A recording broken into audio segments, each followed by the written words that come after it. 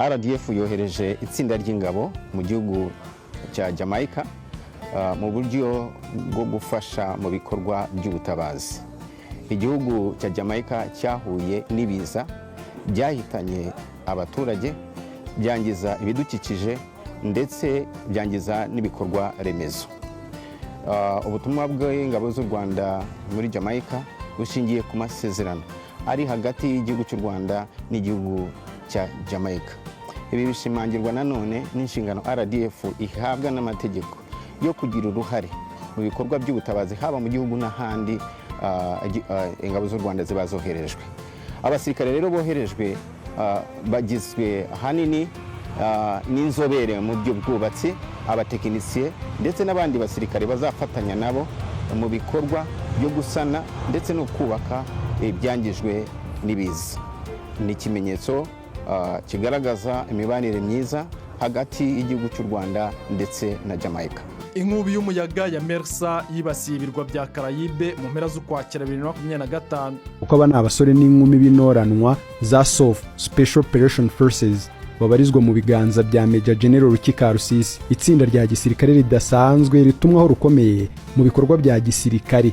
Ni SOF Special Operations Forces ifite ibirindiro mu kigo giherereye mu Bigogwe mu ntara y'Uburengerazuba mu karere ka Nyabihu. Aha ni naho abasore n'inkumi bari Amavubi bakiyorosa ndi bagize iri tsinda bakorera imyitozo ishoborwa n'umugabo igasiba undi. Iyi myitozo ukigiramo ushobora guhita wirukana ubaye utarahiriye ku bugingo bwawe kugira agatuza ko kwemera gushetera umutekano w'igihugu kugira ngo abanyarwanda bakunde baryame neza nta kibahungabanya. Igira ingaruka zikomeye kuri Jamaica. Hahise hatangizwa ibikorwa bigari by'ubutabazi mu gihe igihugu kirimo guhangana no kongera kwiyubaka. Nk'ahandi hose ku isi, umugabo w'ikirenga w'ingabo z'u Rwanda ni Perezida wa Repubulika Nyakubahwa Paul Kagame Sofa. Ubu ngubu Minisitiri w'Ingabo z'u Rwanda iyoborwa na General Major Albert Murasira ni Minisitiri w'Ingabo wa 10 kuva u Rwanda rwabona ubwigenge. Yageze kuri uyu mwanya mu mwaka wa 2018 aho yari avuye kuyobora Zigama CSS Credit and Saving Society. Ingabo z'u Rwanda zirakomeye.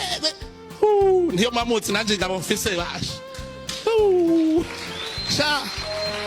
Iyo abari batsinda mu mfise bazimenye gute batayaga n'Imana ngo ibereke. A few moments later.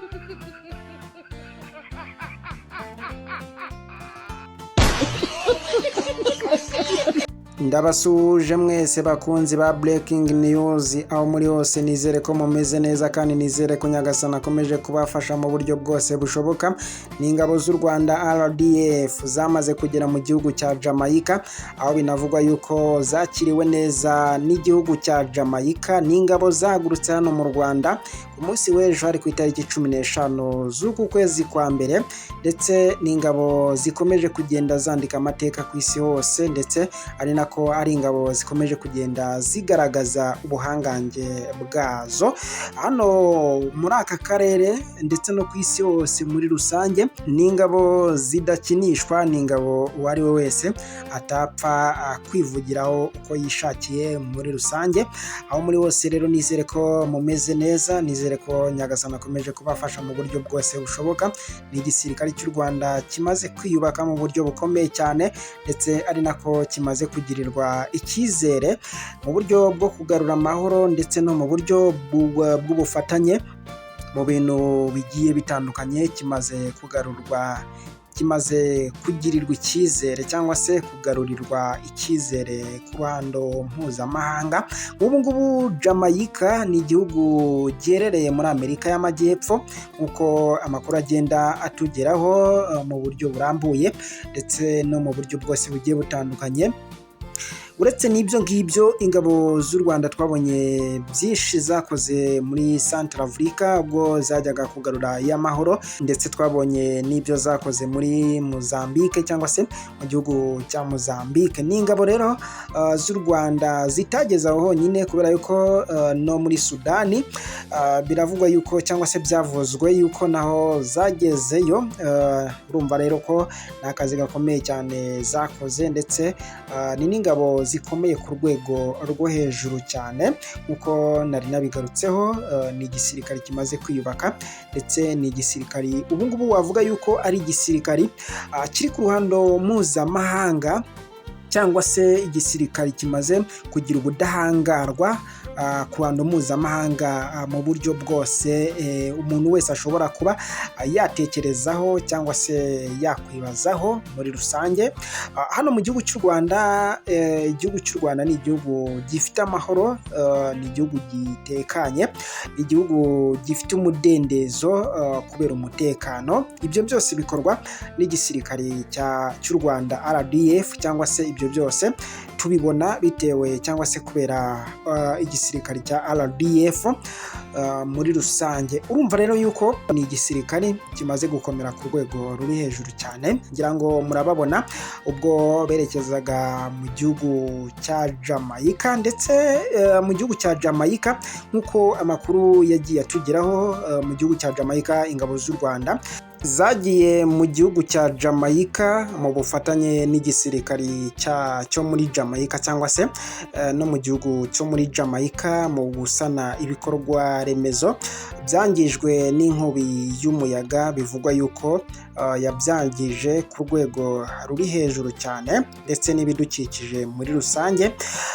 Ni umubano ukomeje kugenda uba mwiza hagati y'igihugu cy'u Rwanda ndetse n'igihugu cya Jamaica, ndetse n'ibindi bihugu bigiye bitandukanye mu buryo bwose ubona yuko bushimishije ku ruhande rw'u Rwanda, cyangwa se no ku ruhande rw'ibindi bihugu muri rusange, mu buryo bwose bumeze neza ndetse no mu buryo bwose bukomeye cyane. Birumvikana yuko umubano ari mwiza cyane, kubera yuko niba abantu bari kugenda bafashanya mu buryo butandukanye, bagenda bahanahana ibitekerezo mu buryo, cyangwa se bahanahana imbaraga mu kugira ngo ibintu bikorwe bisanwe.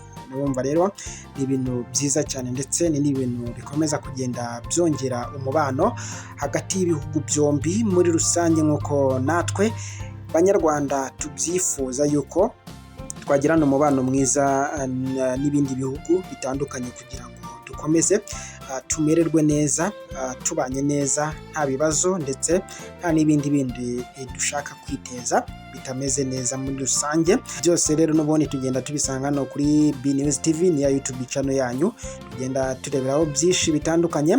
Mwibutsa gukanda subscribe kugira ngo dukomeze twubaka umuryango mugari wa B News TV, kugira ngo tujye tureba byinshi birambuye mu buryo bukomeye cyane, ndetse no mu buryo bwose bugiye butandukanye, nk'uko n'ubundi tugenda tubigarukaho, ndetse nk'uko n'ubundi tugenda tubireba muri rusange. Ibiba bikomeje kugenda bigarukwaho hirya no hino ku isi, ndetse n'ahandi hagiye hatandukanye. Ndaje mu kanya dusimbukire muri Uganda, naho turebe uko bimeze, turebe ibyavuye mu matora uburyo bimeze, ndetse turebe n'umutekano uburyo ukomeje kugenda ukazwa ku mpande zigiye zitandukanye, ndetse no mu buryo bwose burambuye. Sawa gusa, kubera yuko turaza no kunyarukira mu gihugu cya Kongo, turebe ibyo umutwe mu 23 watangaje, ndetse turebe n'ikigiye gukorwa nyuma y'ibyo watangaje. Ibyo byose ndaje tubikurikirane, ndetse ndaje tubigereho. Ndaje mu kanya turebe uko byifashe byose, n'ubundi ni ya YouTube channel yanyu ya B News TV. Ndaje mu kanya tubirebe, ndetse turebe n'ibindi bikomeje kugenda bigarukaho. Ibuka gukora subscribe. Ciao ciao.